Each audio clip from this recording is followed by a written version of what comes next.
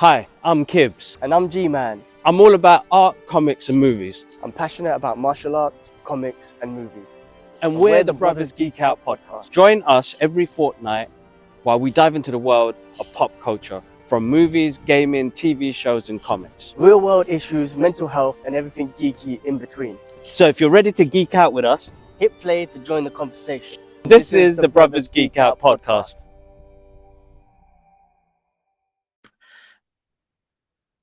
I keep forgetting to press record, and we could have a really good conversation. And 20 minutes into it, I'll be like, "Oh my god!" I used to run a podcast back in the day, and we'd always forget that. And half the decent convo was just us lads catching up. It was nuts. It's still good. I'm getting to see more people do it. It is. We've been doing it 10 years now. No way. 10 years. 10 years when like Skype and YouTube was the only kind of format to kind of. Yeah, and we're slowing down a little bit. Yeah, we still love doing it, but we realize like, oh my god, I'm 45, and I'm like, it's hard to find the time with the kids, and then there's only so much media you can consume. And you recently, so guys, introductions. We've already jumped into this episode. This is I'm trying to remember what number we're coming up to. A lot of episodes. So if you check out the YouTube channel and Apple Podcasts, you'll see that I think we've got close to like 1,000 episodes now. And I got Murray on the movies today. We've been wanting to do this. I've been waiting for him to be a guest on the show for a little while now. So thank you for making the time and coming on, dude. Pleasure. Thanks for having me. I love this because it's a legitimate excuse to take some time out of my day and just talk stuff. and drink coffee. Yes. Oh yes. And drink coffee. I've got a mug that one of my students gave me, which is really cool. Oh, nice. Cobra Kai. Yeah. Strike first. I did. What did you think of the show? I loved it. I thought it was cheesy as hell. And the martial arts got better. Yes, it did. It definitely got better, but it started off so ropey. Oh man, it did. Now, in the beginning it was awful, and then they start putting black belts on, and I'm like, really? Because for those of you who don't know, I have a past with martial arts. I actually teach it as a living. That's what I do primarily. And so obviously looking at the actors, and you got to bear in mind they're actors. Okay, I get it, but you're looking at it going, oh no. But then in the later seasons, I'm like, well, damn, they really upped their game. They did. Because I mean, Ralph is not much of a martial artist or a physical dude. Great movie catalog, but then again, his fighting style always used to get me. At the beginning of the season, I've been like, oh, he's really stiff. But then he kind of loosened up. Johnny's really good, though. Johnny was always really good. Still good. But again, correct me if I'm wrong, but I think Johnny, the actor, he actually does martial arts, and obviously Malfracchio doesn't. No, that's right. And it comes across. You can see definitely. The cheesier for cheese. I loved it as well, dude. Soundtrack and all and everything. It's like absolute, just pure joy, to be honest. Like I miss being able to do that, and because of what we do on socials, people have started to, I don't know, it's a weird one at the moment now, because I always tell people, like, as much as this is my own opinion and this is what I enjoy, doesn't mean you're going to enjoy it, and you don't have to rip me to bits in the comments. But like there was what is it at the moment now, the Michael drama at the moment. So critics are slating it, but the audience are loving it, and that's what it's for. It's for the audience. All the drama that comes along with it is quite difficult, but it's like, just enjoy it for what it is. It's like what was it? Commando. I was watching that the other night, and my wife was like, yeah, and she was like, "Why are you watching this film for?" And I'm like, no matter what, and I don't question the logic of the madness. It's a good, entertaining movie. Like some of the best one-liners in movie history, because you're like, I don't think anybody else could have pulled those one-liners off. Like, don't disturb my friend, he's dead tired. You know, he goes, she goes, oh, this is a fucking canoe. This is a fucking canoe. And he goes, get in there and start paddling. And I'm like, he had such a straight face. And I'm like, you know what? This movie is brilliant, like pure entertainment. And like, there's no logic needs to be taken in. It's a fun, But action and movie. I think we often forget this, which is why I typically stay away from whole 6, 7 out of 10 or whatever when I'm covering movies. It's just my opinion.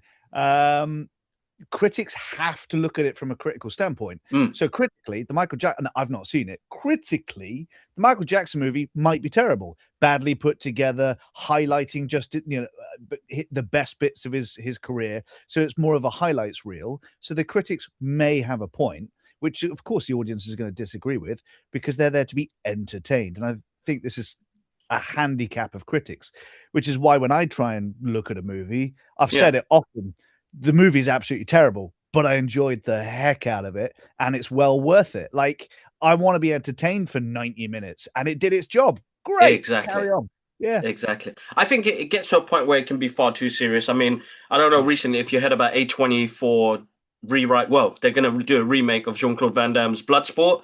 Yeah, I saw that. Now, I'm mixed. Like, it doesn't bother me about remakes and reboots and everything because stories can be prolonged. I mean, Star Wars is going 40 plus years now. Yeah. You know, we've got a whole big universe to like really enjoy, and now I can enjoy them with my kids as well if they get into science fiction. But I'm like, I'm an era where I'm kind of like, wow, I could still go to the cinema with my dad and go watch Rambo 7, and there's a generational connection there. Yeah. I don't know. I feel like people have taken the fun out of it. Forget the critics, but the audience. I've noticed some of the audience, they can take it to such an extent where it's like, wow, it's not that deep. It is not that deep. Yeah, and again, we're talking about entertainment's industry, and people do take it way too seriously. Now, obviously, you've got the argument that, well, it's also art as well. And I'm like, yeah, movies can be art, and movies have been, and they take themselves really seriously. And so we don't we don't judge Schindler's List by the same barometer that we judge Commando. Like, they're not even in the same wheelhouse. They just so happen to have picked the same media, movies. Yes. It's like trying to. This is why I don't like comparison, which is ironic given what my entire channel is about. But you can't compare like Lord of the Rings, the book, to Cat in a Hat. They're both books. They're totally they're not even for the same demographic. So the same goes for movies. There's no point. When it comes to remakes, however, I would prefer that they remade movies that had an audience but were not received very well back in the day. So they were either they were a bomb or they didn't get wide distribution, but they were entertaining or good movies. Remake those, the ones that were failures. And if you want to remakes, if you want to remake something like Bloodsport, why not just make another franchise? And I get it, it's IP recognition, you got a baked-in audience, but you don't need Bloodsport to create a movie about a fighting tournament. No, like, you don't. Do your own thing. But it's marketability, isn't it?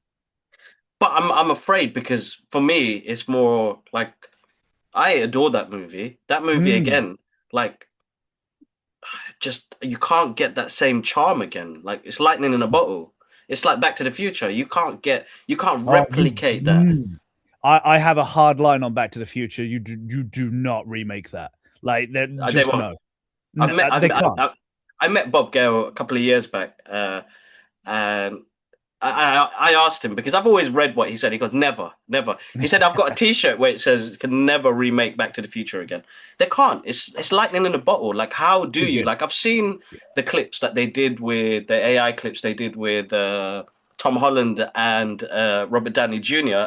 Oh yeah, I saw it. I saw it a little bit, but I'm like, it could work, but I don't know, man. Sure, it could work, and it would probably make money, but it's like, just don't do it. There's no need for it. No, definitely not. But again, as you said, the industry right now, like, is so oversaturated with a lot of sequels and remakes that this is what, like, I feel like original ideas are very hard to come by right now. So, like, when I do watch an independent movie, I'm like, man, that was entertaining. Like, we don't get that on the big screen. Like, this is why I was really happy that Markiplier's Iron Lung did really well. because it showed that yes, it's based on a video game, so it's an existing IP, but it was an independent video game that didn't have a massive audience. We're talking Yes, hundreds, maybe thousands of people played that game. I that's hadn't right. even heard of the game until the movie came along, and Markiplier made it himself. I think over 3 years. Hmm, Now, obviously, he's a YouTuber. He had a bit of money behind him. I think it cost about 3 million to make, which by today's standards is nothing. exactly. And called up the cinemas himself, got a couple of chains on board, so ended up self-distributing it across America, and then ended up getting worldwide distribution without a distributor. Come on, that's incredible. And then made millions, like absolute millions. Hollywood has got to look at that and go, do we need our distributors anymore? Like they're just taking money that we don't really need. If we got our own independent deals with cinemas can carve their own deal. That means that they Hmm. actually make money and survive. Yes. And as much as I hate to say it, you cut out the middleman, and half the world is a middleman these days. So I get it. You Hmm. don't. If you're in that position, you don't want to lose your job. Yes, But I think it means that you've got to work harder for your client. Your client is the studio that made the film or the independent that made the film. that's right. And so I think Markiplier's Iron Lung has really kind of kicked up the dust a little bit, which is good. Like the industry needs it. It's been Yes, relying on definitely. IPs and franchises for too long. And a lot of people say Marvel kicked it off. Marvel was just the most popular. Franchises have been around for decades. Decades, decades, But decades. big time. But Yeah. next one that I'm looking forward to that's independent, again, based on, Mm. well, it's based on an idea that was turned into a video game, is the Backrooms. Oh, Oh man, really looking forward to that. So the Backrooms is based on an idea on 4chan from years ago.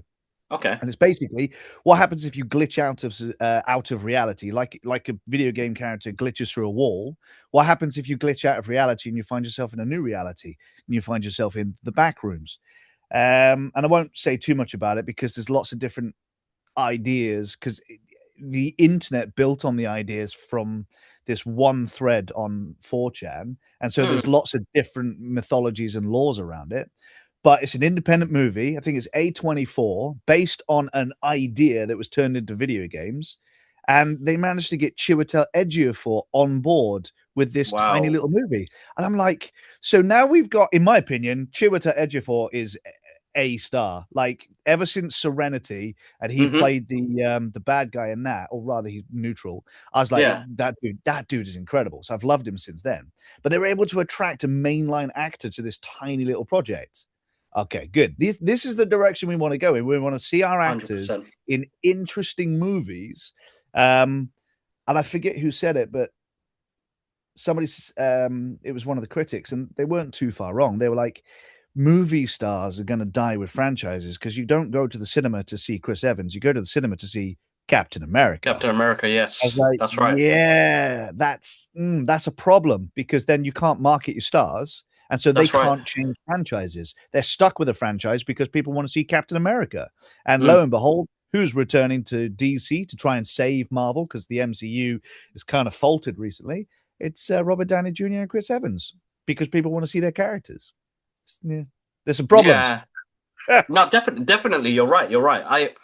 I still feel like it was like a low ball for fans that really loved the franchise to see it grow as well, because they started taking risk in phase 4 and 5, and you're like, we're a repetitive culture, Yeah. and you can see it on socials.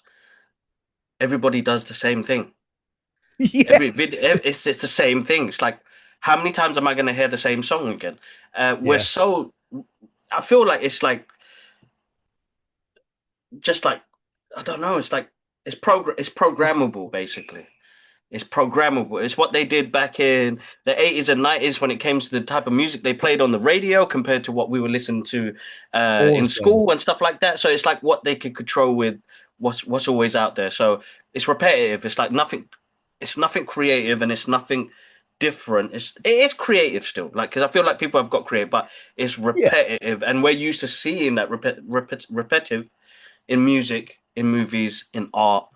And this won't be the first time it's happened either. It's just that it's the first time that's happened in a long time. So Mm, these days we're talking about comic book movie fatigue, Whereas back in the day, it was westerns. Westerns was every other movie, and now westerns have gone out of style.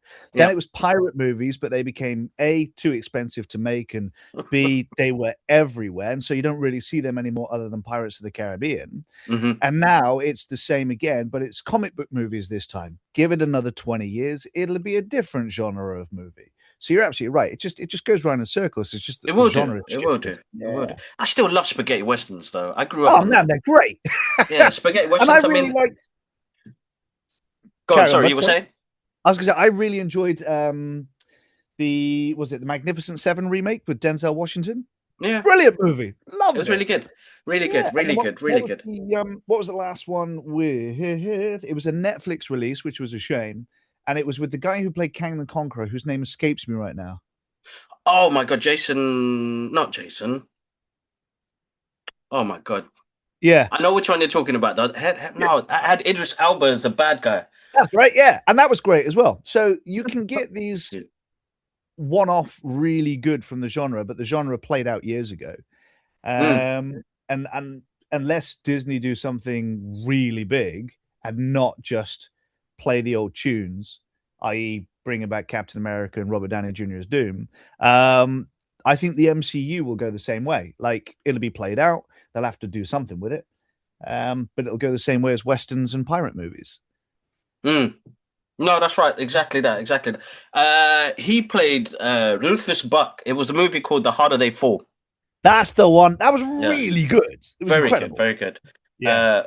Grew up on like spaghetti western movies, so my dad absolutely loved the style of that as well. Mine too. I mean, Sergio Leone is still probably one of my favorite directors.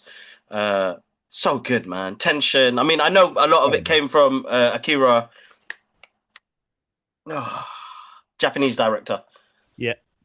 Oh, it's I gone can't out of my remember head. Yeah, can't remember Akira Kawasaki, I think it was, who did the original Seven Samurai that then they turned into the Magnificent Seven, and then so on and so on, which is always going to be retelling of different stories in different ways. I mean, that's like Mandalorian and all the other ones that we're getting at the moment as well. But wanted to touch on a little bit of the type of movies that you do cover on your channel, because you always bring up anything classical, you always bring up, but then you do bring up some of not the mainstream movies. You do focus on movies that I've always like, oh my God, I haven't seen that in years. I'm gonna watch it again. Or I've never even seen this movie. I'm gonna go watch it. So like you cover quite a lot on your channel. Like what made you kind of stick out from everybody else? Well, great question. Content creators are always trying to find a new way of doing the same old thing. And I get it. Like there's only so many ways that you can talk about movies. And so I was like, well, rather than just talking about all the latest stuff that's coming out, because there are thousands of people doing that, and it doesn't interest me. That means, oh God, I got to keep up with the ticket sales. I got to go to the cinema. I was like, I haven't got time or money for that. Sod that. So I just sat down and I put the tiniest amount of thought into it. I was like, I like sci-fi. So I'm going to do sci-fi. I will talk about nothing but science fiction.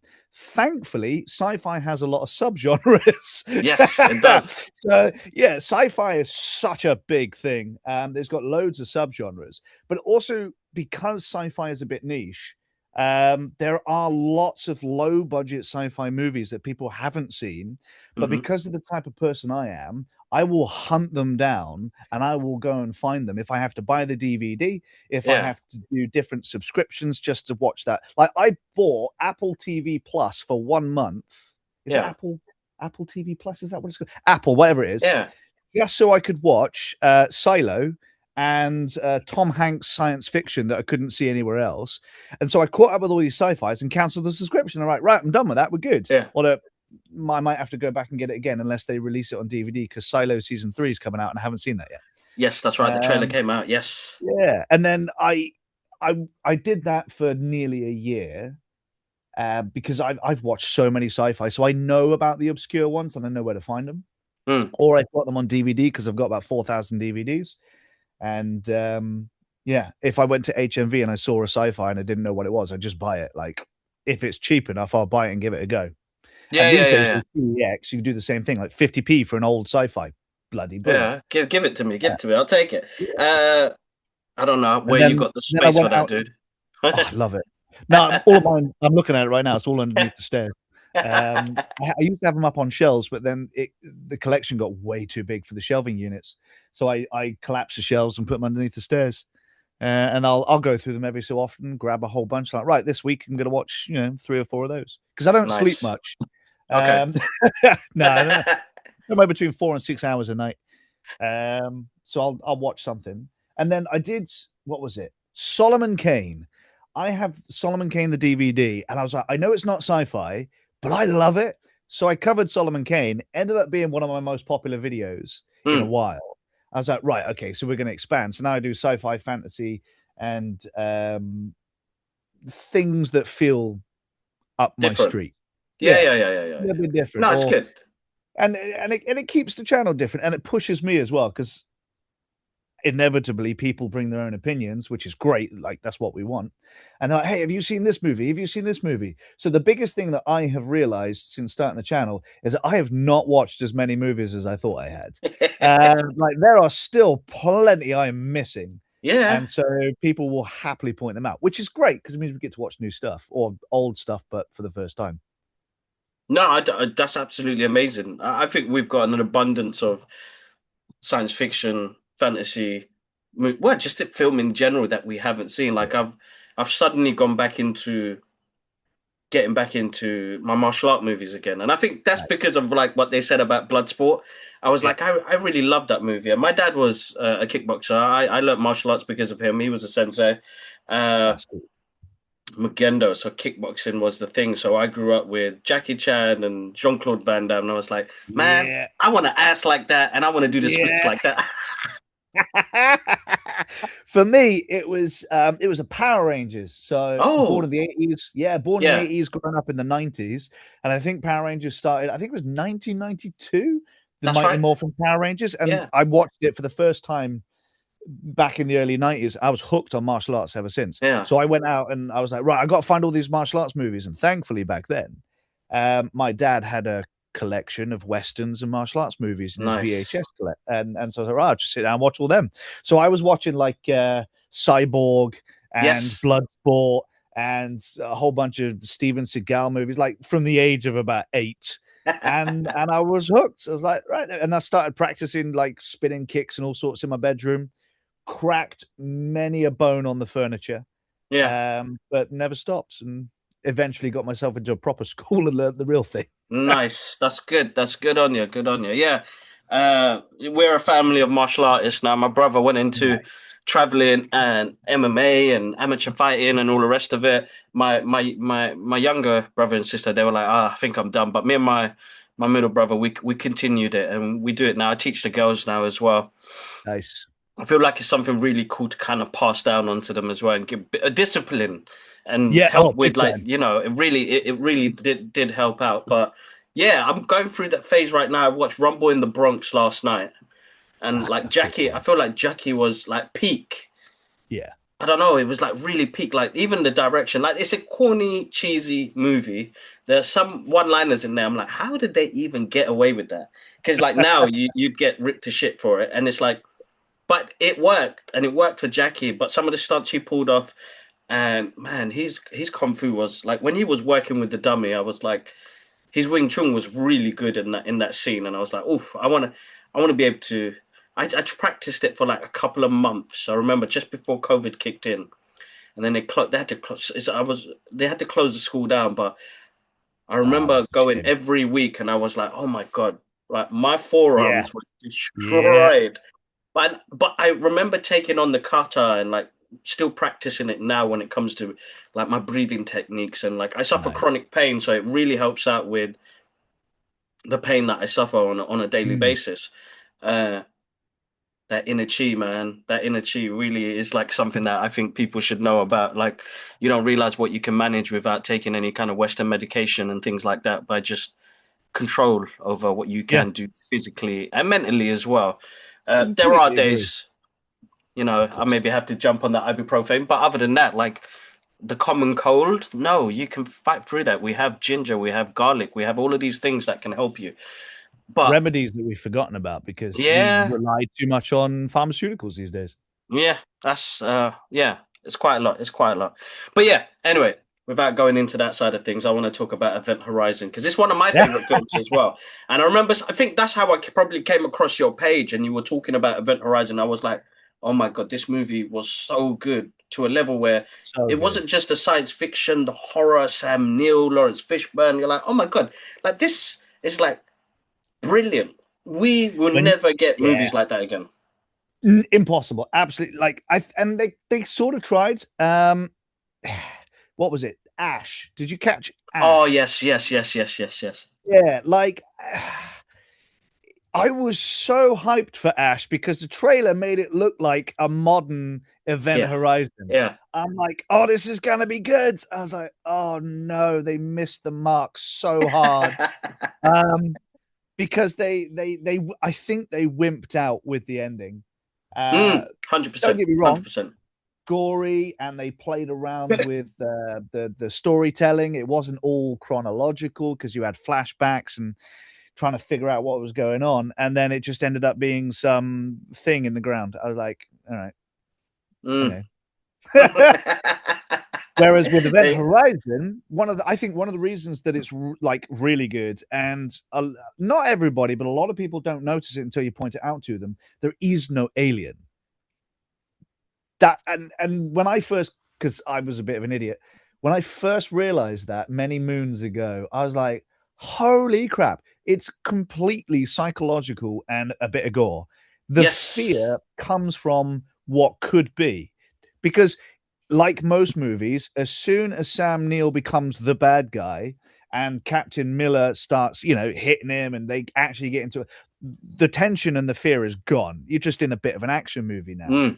And so all of the fear came from, you don't know what this is. And it ended up being whatever was extracted from their minds. It was their worst fears, and it was bloody brilliant. So good. Alien, but one of the best horrors in sci-fi. Top tier. So good. Even the visuals, dude. Like to this day. For 98. Yeah.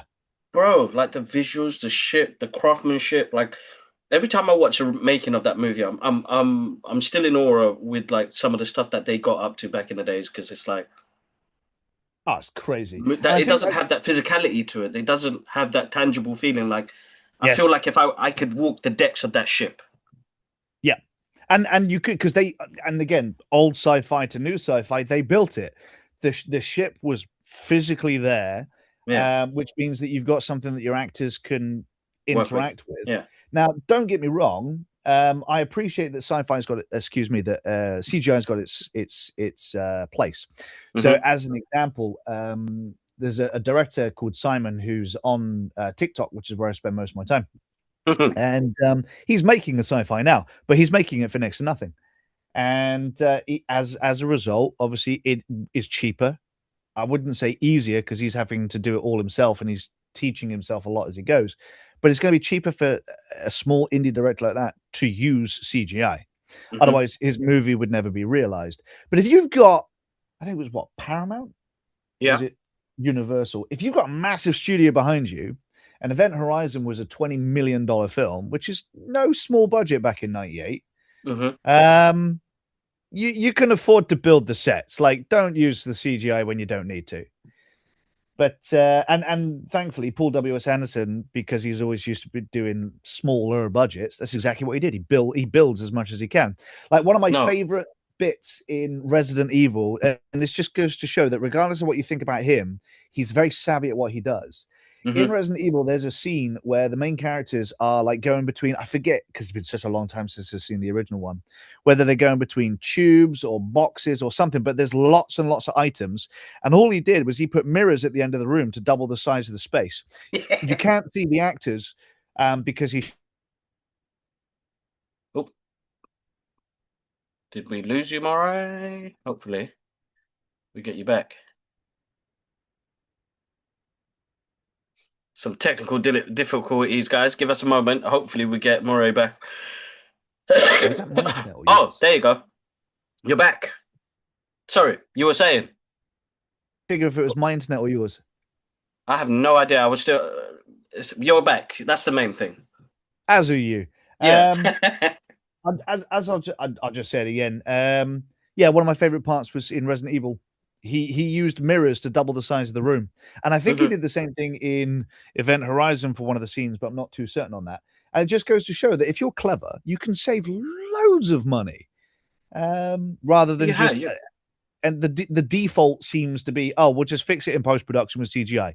Don't do that with your movies; it looks terrible. No, I agree. I definitely agree. I feel like studios have taken that away from filmmakers because now they're kind of given, like, I mean, Disney just laid off like 1,000 artists. You know, these are the guys that kicked off the MCU. My stuff is comic book. I've always loved comic book, so the artwork has always been my language. So to hear that, because visual artists are the ones that are putting this together, but I think studios have really moved on to, I know it's going to go to AI. I know it's going to go to that because it's just easier to do. They do previous videos, which they were doing from before already. And they already had the director say, look, these are the action scenes that we want in the movie. You need to work around all of that, basically. And it's like, oh, like they're constructing along the way, where movies back then, they had a different. It's like Ridley Scott's Legend. Like, oh man, what I know that was studio shot, but it looks beautiful to this day. Like, it's a great film. I mean, I love the visuals to that film. It's one of those films that have been stuck with me. That soundtrack, that movie, still stays with me when it comes to like the visual stylistic look of it and the practicality of it. And it's like there's barely any movies like that. I mean, Del Toro, sorry, who gave us Pan's Labyrinth. I mean, he's the only one who's still so good. Oh, I love that movie. He's the only one that makes movies like that no more. That he wants that practicality. Frankenstein was good. I found it a little bit boring, but practically and visually it looked great. But I liked what he did with the story. You know, we've seen this telling. I don't even know how many times they've made the movie version now. Oh God, good couple of times. But he's an artist. He's an artist, and he loves the traditional art. And I would love to see movie making come back to that point where it has. I think that's why I'm stuck with movies in the 80s and 90s, because they had that tangible feeling. You know, when Mel Gibson jumps off a roof, he's jumping off a roof. You know. And I think this is why Tom Cruise still has a career, in spite of his private life. He is an old school Hollywood star, and he's like, no, if I can do it, I'm going to do it, so that the audience can see me in, you know, the plane in Top Gun, or jumping off of a building in Mission Impossible, or climbing the Burj Khalifa in Mission Impossible, or getting blown up in Mission Impossible. Like, he does a lot. I think a lot of his later career is Mission Impossible. But yeah, like you can tell, you can currently tell when it's CGI or AI, and I think that's the problem. I think audiences will, and I'm not saying whether this is right or wrong, but I think audiences will calm down when AI is so good that they can't tell. And the only way that they know it's AI is because they were told. But I feel like let's come to that now. There are some. I think there's still bits, but like the fight between Tom Cruise and Brad Pitt. Like, it as a short, it works really, really well. I was blown away, but as it progresses, it's like, it's starting to show that it's AI, because the movie's not quite right, the lip sync's not quite right, the lighting is getting better. But the thing that scares me, have you seen Gray Screen? No. Okay, so I believe it's Ben Affleck's company has come up with Gray Screen. Okay. And what it is it's like green screen, but instead of filling the green with CGI, the gray is filled with AI. And you can literally paint onto the scene anything that you want. And it looks very impressive. But it's just one step forward from CGI. So instead of having to do the work, you prompt it instead. Good. Not sure how I feel about that. I mean, we love sci-fi. We knew it was coming. I mean, James Cameron told us in Terminator 2. He told us, man. He told us, and it's happening. It's strange. It's like I was waiting for hoverboards and time travel. We ain't got them yet. Self-tape. I mean, it took them only till 2022 or 23 for self-lacing trainers. You're Yeah. like, come on, guys. We've gone way past the date. I thought we would have had this by now, but Yeah, the closest we got was some magnetic board that could only be ridden on that magnetic ramp. I was like, that's not what we wanted. And the Exactly. marketing campaign, like the buzz around that was huge. Well, they tried to create a huge buzz around it. I think most people looked at that and went, "Nah, that's not what we were asking for." No. We want Not it, man. actual like we want to Yeah. hover. We want to hover off the floor. Like it's Yeah, I want flying cars and oh my god. vertical lines of traffic to fight through, just like in Fifth Element. Like Oh my god. that's I know, could you imagine? Like, if you think things are bad now, you wait until we've got hover cars and we can crash things better. Oh my god. That's gonna be insane. That will be insane. That's another good film as well, man.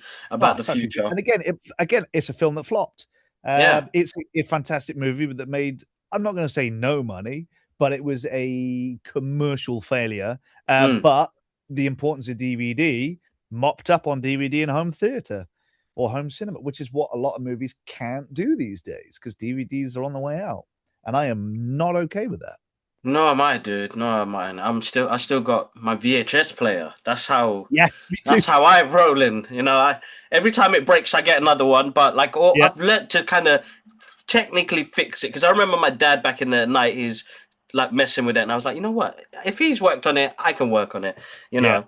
And I'm not going to convert. Like, we got thousands of tapes. Like, I'm not going to convert all of them to DVD. It takes far too long, and I'm not paying £25 a pop as well. If I can watch it on a good, I think I've got 3 of them that are working at the moment now. Nice. And every time I walk past like a secondhand shop, I always ask, "Do you have any VHS players?" Yeah. Always. It's like one of those things. My wife would be like, "We're on holiday. Why are you asking that for? You can't put that in your luggage." I'm like, I don't care. Like, I need a VHS player. I want to like have a room full of just VHS players, just in case. Just in case. You've got to have small TVs as well, because I tried to hook up my VHS player to my big TV here, and the quality of the it's terrible because it doesn't upscale. I was like, of course it doesn't. Totally forgot about that, because DVDs in the 4K player, they upscale a little bit. It looks kind of nice. Yeah, but VHS, it does. Nah. It's a difficult one. All right, Moray, thank you so much for coming on to the show. I won't keep you any longer.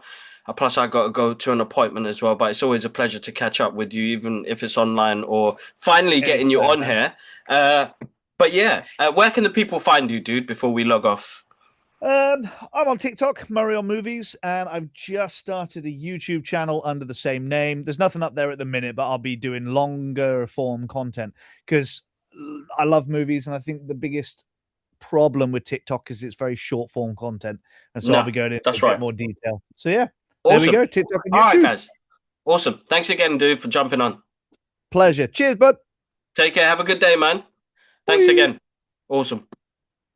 Okay, let me press stop on that.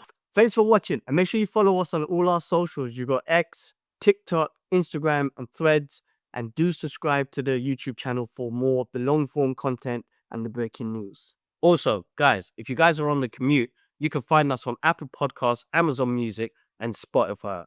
And there's some more videos for you guys to watch.